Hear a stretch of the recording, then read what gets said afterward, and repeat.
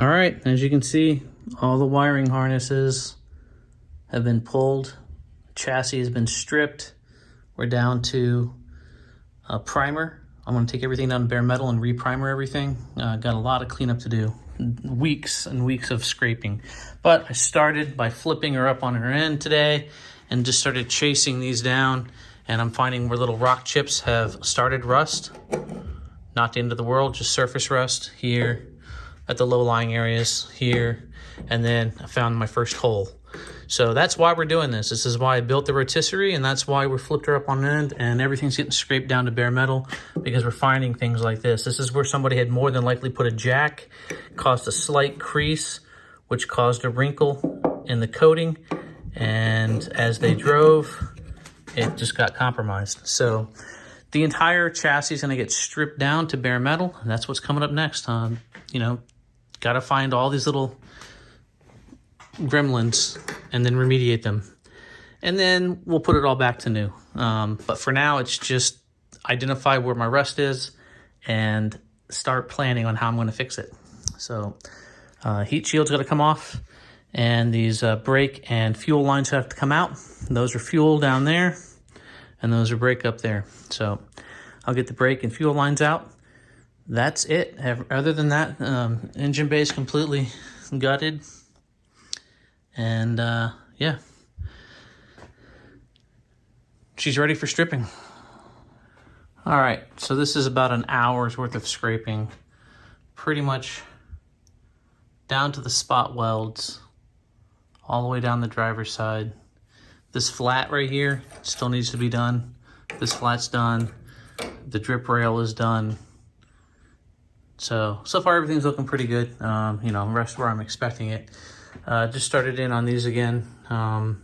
This hole got bigger and it goes up into the cab somewhere. I got to figure out where that's coming through. I think it's under the, let's see, it's right in the middle. It's more than likely at the driver's seat. Not sure.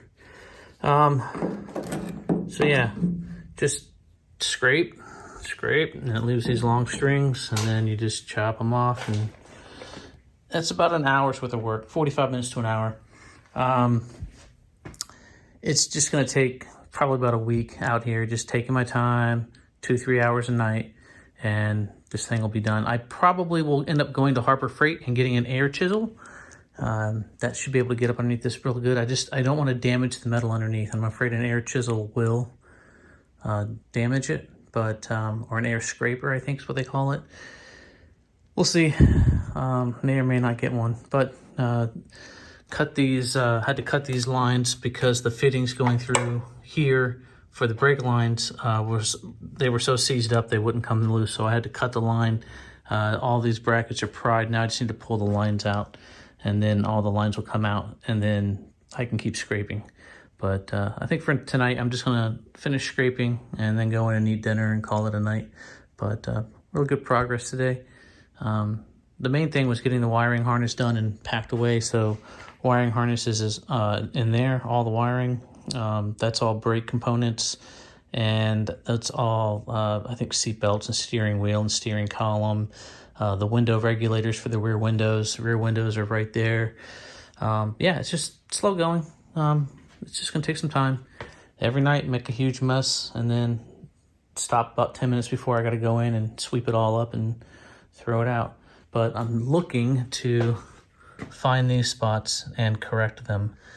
I'll give you a final hour estimate. I'm going to start timing this, so I'll go ahead and count this as 1 hour, and I'll just keep track of everything. And when I'm done, I'll show you the progress when it's finished.